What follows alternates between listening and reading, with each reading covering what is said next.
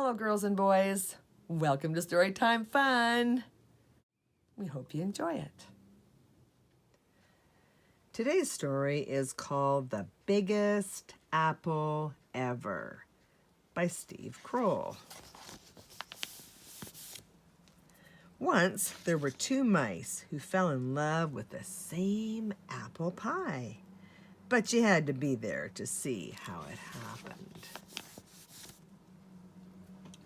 On opening day at Mouseville School, the principal, Mr. Mouser, made an announcement.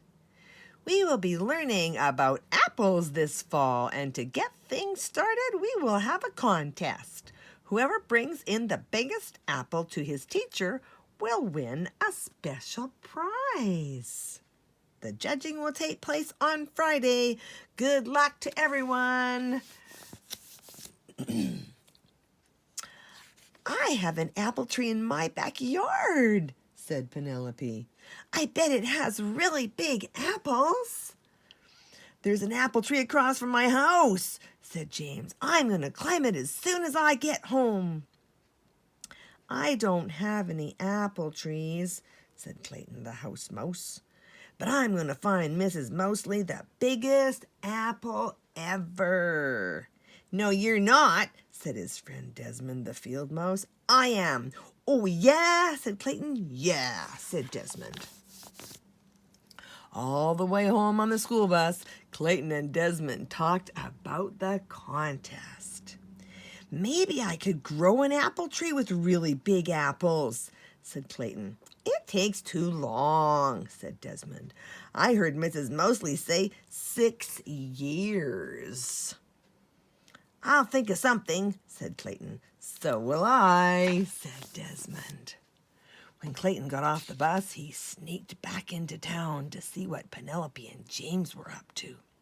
Penelope had come down from her tree. She was carrying 2 tiny apples. James was still up in the tree across the street. He was picking very small apples.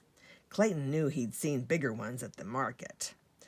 When Desmond came by a little later, he realized the same thing.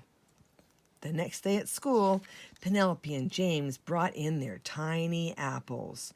No one else had brought in anything. Mrs. Mousely cleared her throat. Class, we have a lot of work to start the year, but because we are learning about apples and having an apple contest, we will go to Barnaby's orchard this afternoon. Everyone got very excited. I'm going to find the winning apple, said Clayton. I'm going to find the winning apple, said Desmond. At the orchard, Mrs. Mousely pointed out the different kinds of apples. Then everyone disappeared into the trees, looking for the winner. Clayton walked down one row, craning his neck.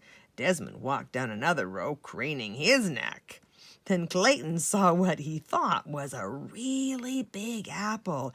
It was a little too high to reach, but he stretched for it. At that moment, Desmond saw the very same apple on the very same branch, and he stretched for it too. They bumped heads and fell down.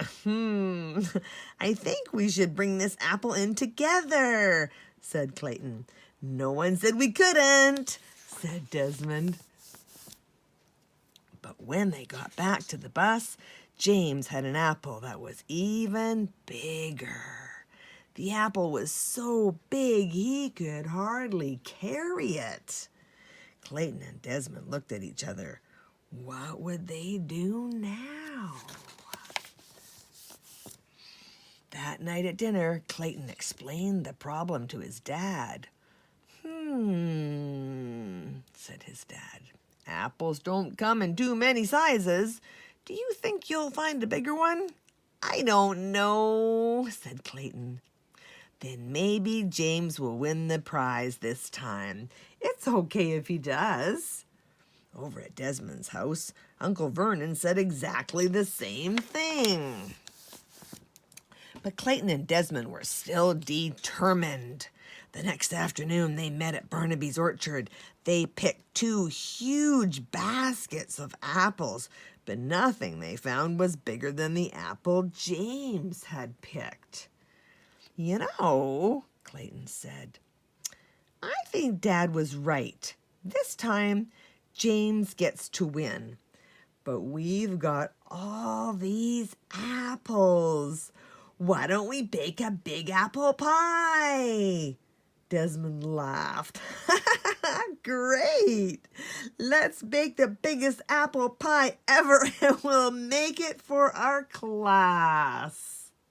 Clayton nodded. And I think I know where we'll find a pie pan that's big enough. The following afternoon, Desmond arrived at Clayton's house with Uncle Vernon. Everything's packed up and ready, Clayton said. It's all in Dad's truck.